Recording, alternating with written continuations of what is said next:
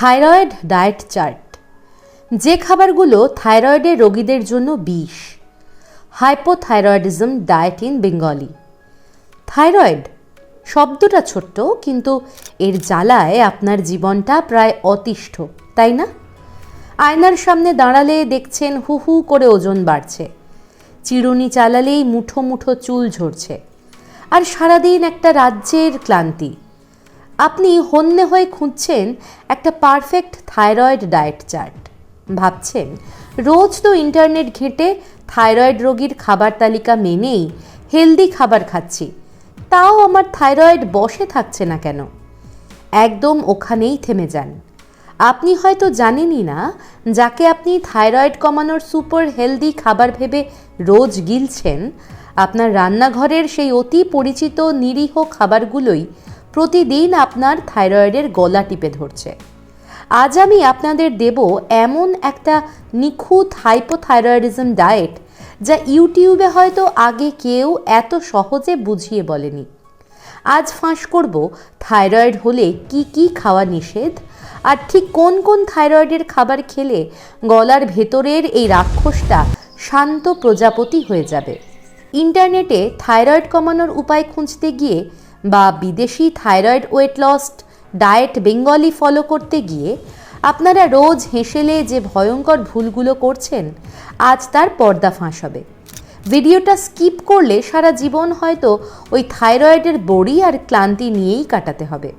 তাই শেষ পর্যন্ত দেখুন, কারণ আজ এমন কিছু অজানা তথ্য দেব যা আপনার পায়ের তলার মাটি সরিয়ে দেবে। সবার আগে চলুন চিনে নিয়ে আপনার থাইরয়েডের সবচেয়ে বড় শত্রুকে, যে হয়তো এই মুহূর্তে আপনার রান্নাঘরের কৌটোতেই বসে আছে। গরম ভাতে সয়াবিনের কষা তরকারি বাঙালির বড্ড প্রিয়, সস্তার প্রোটিন বলে কথা। কিন্তু শুনলে চমকে যাবেন, এই সয়াবিন বা সয়া মিল্ক হলো থাইরয়েড রোগীদের জন্য একটা জ্যান্ত টাইম বোম। কেন জানেন? সয়াবিনের ভেতরে থাকে আইসোফ্লেভোনস নামের একটা রাসায়নিক। এরা কি করে জানেন? আমাদের গলার থাইরয়েড গ্রন্থিতে টিপিও নামের একটা এনজাইম থাকে, যার কাজ হলো হরমোন তৈরি করা।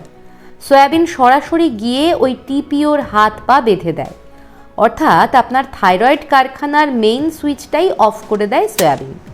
আপনি যতই ডায়েট করুন, রোজ সয়াবিন খেলে আপনার থাইরয়েডের ওষুধ শরীরে এক ফোঁটাও কাজ করতে পারবে না। থাইরয়েড থাকলে সয়াবিনকে আজই বাড়ি থেকে ঘাড় ধাক্কা দিয়ে বের করুন। এবার আসি এমন কিছু সবজিতে যারা আপনার সাথে রীতিমতো ডাবল গেম খেলছে।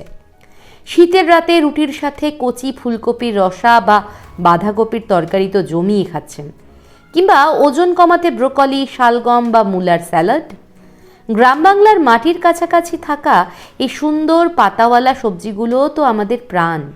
কিন্তু সাবধান, এগুলো কাঁচা বা আধ সেদ্ধ খাওয়া মানে থাইরয়েডকে নিজের হাতে বিষ খাওয়ানো।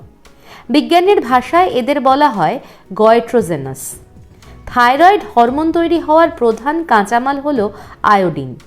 আপনি যখন কাঁচা বা অল্প সেদ্ধ বাঁধাকপি বা ব্রোকলি খান, এরা আপনার থাইরয়েড গ্রন্থির চারদিকে একটা দেওয়াল তুলে দেয়, যাতে আয়োডিন ভেতরে ঢুকতেই না পারে। তাহলে কি এগুলো চিরকালের জন্য বাদ? একদমই না। এখানেই লুকিয়ে আছে একটা অজানা ম্যাজিক ট্রিক।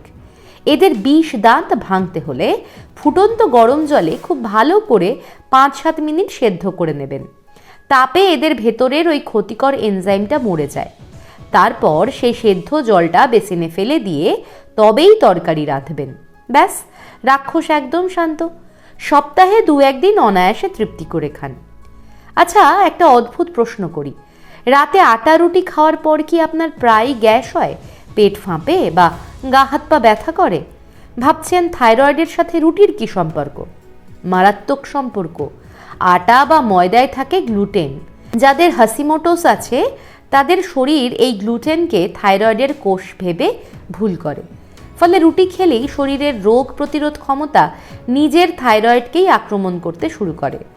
মাত্র 15 দিন রাতের বেলা রুটির বদলে অল্প ভাত বা ওটস খেয়ে দেখুন, দেখবেন ম্যাজিকের মতো ওজন কমছে আর ক্লান্তিও উধাও। এবার শুনুন একটা মারাত্মক ভুলের কথা। আপনারা আয়োডিনযুক্ত লবণ তো খান, কিন্তু জানেন কি, ফুটন্ত তরকারিতে যখন আপনি আয়োডিন লবণ দেন, অতিরিক্ত তাপে সেই আয়োডিন হাওয়ায় উড়ে যায়। হ্যাঁ, তাই রান্নার একদম শেষে তরকারি নামানোর ঠিক আগে লবণ দিন, তবেই আপনার থাইরয়েড আসল আয়োডিনটা পাবে। ভয় তো অনেক দেখালাম, এবার একটু মিষ্টি কথায় আসি। জানতে চাইছেন তো থাইরয়েড হলে কি খাওয়া উচিত? কোন জাদুমন্ত্রে থাইরয়েড আবার ঠিকমতো কাজ করবে? দামি কোনো বিদেশি সাপ্লিমেন্ট নয়, আমাদের দেশি খাবারেই লুকিয়ে আছে আসল ম্যাজিক। থাইরয়েড হরমোনকে অ্যাক্টিভ করতে দুটো জাদুকরি জিনিস লাগে, সেলেনিয়াম আর জিঙ্ক। রোজ একটা করে সেদ্ধ ডিম, মুরগির মাংস, পাতলা মুসুর ডাল আর কুমড়োর বীজ। হ্যাঁ, গ্রাম বাংলায় আমরা যে মিষ্টি কুমড়োর বীজগুলো ডাস্টবিনে ফেলে দিই, ওটা আসলে সেলেনিয়ামের খনি। বীজগুলো রোদে শুকিয়ে রোজ 1 চামচ চিবিয়ে খান, এটা থাইরয়েডের জন্য সঞ্জীবনী সুধা। আর সেই সাথে খাদ্য তালিকায় রাখুন সামুদ্রিক মাছ, যা আয়োডিনের সবচেয়ে ভালো উৎস। আর পেট পরিষ্কার রাখতে প্রচুর পরিমাণে দেশি সবজি, লাউ, পেঁপে, পটল, ঢেঁড়স। থাইরয়েডের কারণে হওয়া কোষ্ঠকাঠিন্য জাদুর মতো গায়েব হয়ে যাবে। ভিডিও শেষ করার আগে সেই গোল্ডেন রুল, যা না মানলে এতক্ষণের সব ডায়েট বৃথা। আপনার থাইরয়েডের বড়িটা ভীষণ অভিমানী, ওকে সকালে ঘুম থেকে উঠে একদম খালি পেটে সাধারণ জল দিয়ে খেতে হয়। আর মারাত্মক ভুলটা আপনারা করেন ঠিক এরপরেই, বড়িটা খেয়েই ধোয়া ওঠা চা বা কফিতে বিস্কিট ডুবিয়ে খান। তো আপনার ওষুধটা তখন পেটে গিয়ে ডুকরে কাঁদে, কারণ চা কফির ক্যাফেইন আর বিস্কিটের ফাইবার ওষুধটাকে শরীরে মিশতেই দেয় না। তাই ওষুধ খাওয়ার পর অন্তত 1 ঘন্টা ঘড়ি ধরে 1 ঘন্টা পেটে শুধু জল ছাড়া আর কিচ্ছু দেবেন না। দেখলেন তো, সুস্থ থাকার জাদুমন্ত্র আপনার রান্নাঘরেই লুকিয়েছিল, শুধু একটু চিনে নেওয়ার অপেক্ষা। ইন্টারনেটের ভুলভাল ডায়েট ফলো করে নিজেকে আর কষ্ট দেবেন না। আশা করি এরপর থেকে রান্নাঘরে গেলে আমার এই কথাগুলো আপনার কানে বাজবে। এই ভিডিওটা এক্ষুনি আপনার সেই সব প্রিয়জনদের সাথে শেয়ার করুন, বিশেষ করে সেই সব মা বোনদের সাথে যারা নীরবে থাইরয়েড আর ওজন বাড়ার এই কষ্টটা দিনের পর দিন সহ্য করছেন। আপনার একটা ছোট্ট শেয়ার হয়তো তাদের অনেক বড় বিপদ থেকে বাঁচাবে। আচ্ছা, এবার একটা সত্যি কথা বলুন তো, আপনাদের মধ্যে কে কে সকালে থাইরয়েডের ওষুধ খাওয়ার পরপরই চুপি চুপি চায়ে চুমুক দেন?